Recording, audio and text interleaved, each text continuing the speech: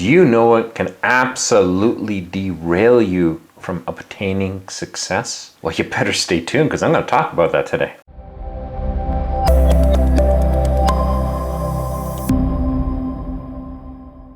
Hey, Frank Thomas here from Wealth Generation Strategies. I like to talk about things that are going to help you build great wealth in your lives, whether it's mindsets, money, success strategies, you name it, I talk about it here. Today, I'm going to be talking about what I think is the absolutely number one thing that can derail your efforts to become wealthy and successful in life, and that is priorities. Sounds crazy, but it's true. And I'm going to use a few stories in today's explanation to get the point across. And be sure to stick around to the very end because I'm going to save the big enchilada, the big monster in the closet, as the bonus point near the end of the video.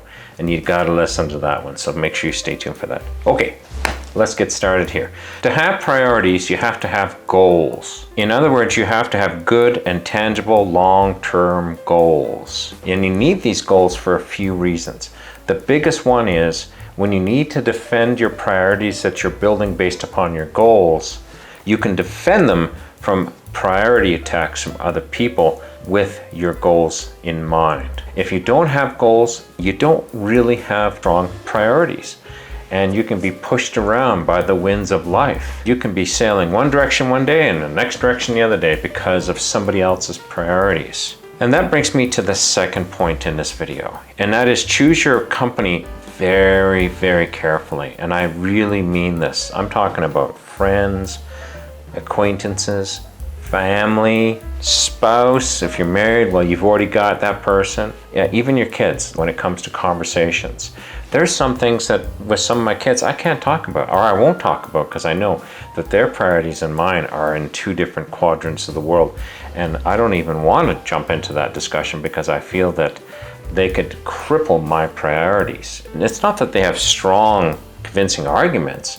It's just that I already got enough problems that I have to deal with that I don't need to institute more problems, is what I'm saying.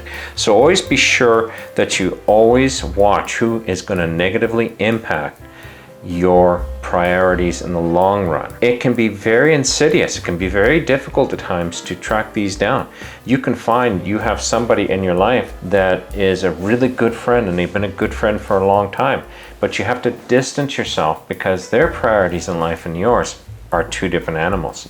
I remember reading a book one time, and I can't remember the author who stated this, but they said an interesting thing happened when he became wealthy. His friends changed. He thought about it and he explained what happened was as time went on and he became more and more wealthy, and he started saving and he started putting away and he started to collect assets in his life and he started to have a net worth, so to speak. His friends changed because his old friends were still way over here kind of spending everything to the last dollar. He didn't want to do that. He wanted to save. He wanted to change things. So what happened was he started finding that he hung out with people who had the same priorities as he did. And as time went on, his friends shifted and they shifted and they shifted. And eventually he kind of got to this place where most of his friends are in the same financial demographic that he is in. And that's a very interesting point. And even I found that. It's kind of funny.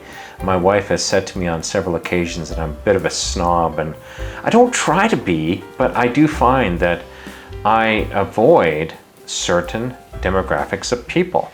There's friends that we have, I love them to death.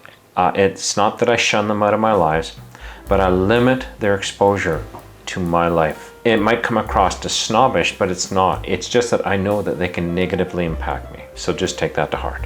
So make sure that you decide who is going to be in your inner circle is what I'm saying. Really important. Next point, never let anyone else's priorities override your priorities.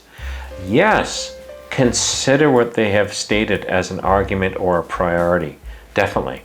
But don't let them override your priorities. This is where you're going to be defending your priorities with your long-term goals. There's times that my wife will come to me and she'll say, Frank, I want to do this and I want to do this, and her priorities are completely opposite to my priorities. It's not that I say, no, not going to do that because I've made my mind up, you fall in line. That's not what I'm saying. What I'm saying is I take into consideration her priorities. I might adjust my priorities somewhat. Sometimes she'll come to me with wisdom and I'm like, my priorities are skew, and I'll change my priorities because of that. She's a good judge of character in a lot of cases, but I will never let her completely skew my priorities. For example, I know that I need to save a certain amount towards long-term savings if I want to retire one day and have my long-term savings fund cover all of our expenses for 20 or 30 years. So I know I need to save a certain amount. Now it's really easy in the short term to go, oh, well, you know, I put $1,000 away into my TFSA every month, and you know, I could just take that, not put it in this month, and you know, use it to buy this thing. You know, Brenda or my wife wants to go to this to see my daughter and take a plane ride and this and that. And yeah, okay, we can do that. Now, if I buckle in all the time, my priorities have no priority, is what I'm saying. They have no strength, and my goals will be just flushed down the toilet. So the compromise in this situation was, I will set aside a little bit of this money, but you need to accomplish and get more money in through your business as well, so we can do what you would like to do. If you want this priority, if this is a priority to you, then make it a priority in what you're doing. So that makes that person responsible. I had another situation, and this happened a few years ago. I started working with this young fellow. He started lining tasks up for me. Got to do this, got to do this, got to do this, because he had priorities. Hey, I take my hat off. He was thinking, he had goals, he was well ahead of the team, he was a go-getter, you name it, he was it. But the trouble was, he would make his priorities everybody else's priorities. And he'd demand that you would shift your priorities to suit his. This is definitely a fringe case, and I've only seen this once in my life like this. But I've seen bosses who will give you priorities that are not in alignment with the company goals. And you got to remind that person, hey, oh, hold on a second, we talk about this. I just need an adjustment. In this particular case, this young fellow, I eventually had to say, look, you know, these are your priorities. They're not my priorities. So if you want these things done, get crack-a-lackin', boy, because I haven't got time to do what you're asking me to do. He wasn't happy. And I think he basically told me to shove off. I'm going to find somebody else to do this. And I'm thinking to myself, this ain't going to be good for you. It ain't going to work out if you're going to expect everybody else's priorities to be your priorities. So, but you will find people that are like that. Before we jump to our bonus here, and again, you got to stick around for the bonus, because I'm going to tell you the number one thing that's going to derail your priorities. Oh my goodness, you got to listen. But be sure to subscribe to this channel if you haven't. I really appreciate it.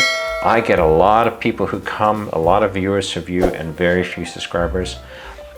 I find people come back, but they still don't subscribe. Subscribe. It really does help me out. I'm working towards that silver play button. I got a long way to go, so please help me out. That's my priority. So yeah, there you go. Okay, let's get into our bonus though. Your number one enemy when it comes to your priorities is you. Yeah, you. In my case, it's me. And I'm going to tell you a few stories here. Why is that the case? It's because you can convince yourself that your goals, and if you don't have goals, and that's why you've got to have goals, because you're going to defend your goals and your priorities to you when you start to crater. For example, one of the things I want to do is I want to have this long-term savings, but I want to travel as well. So I've actually said to my wife, I said, you know, I like to go to live in Costa Rica for a while, and I like to check out Panama, and I like to go live in Spain, and I like to live in all these different places and see what it's like. And then all of a sudden we start looking at vehicles, like $30,000, $40,000, $50,000 vehicles. Don't fit in the same box. So it came down to deciding, is this going to be actually something that's going to be important for us, and it's something that long term it's going to make a tangible difference to us? Maybe, maybe not. Maybe we shift our priorities slightly to compensate that change in thinking. But it's kind of funny. I all of a sudden was thinking, oh, I should go take a look at that vehicle. That'd be really good. That would be, yeah. And then I'd sit down and I think, well, wait a second. My goal is to do all these things. Does it fit in the same box as this vehicle? And it doesn't. So at the end of the day, the decision I came to in this particular situation was, I need to hold on to my goals. I got to do everything I can to not erode the value of my goals in the long term here in what I'm trying to accomplish. So I need to set these particular priorities as to fit that goal. Would it be nice to have a newer vehicle, like a nice second newer vehicle? Absolutely. It would be wonderful. Does it work right now? No, it does not. Unless I see and make a really strong tangible change where I can bring in an extra $40,000 or $50,000 and go to the dealer and say, here you go, here's the cash. It ain't gonna happen. So we have a second vehicle and I'm gonna spend a little bit of money and I'm gonna get it all fixed up next week and keep that on the road for maybe another year or so. When I get to this place where I can actually suffice and get and accomplish this goal, because I've actually earned the money to buy the vehicle and it doesn't hamper my efforts going forward, then that's when I'll consider the vehicle, because it's not going to erode my original goals.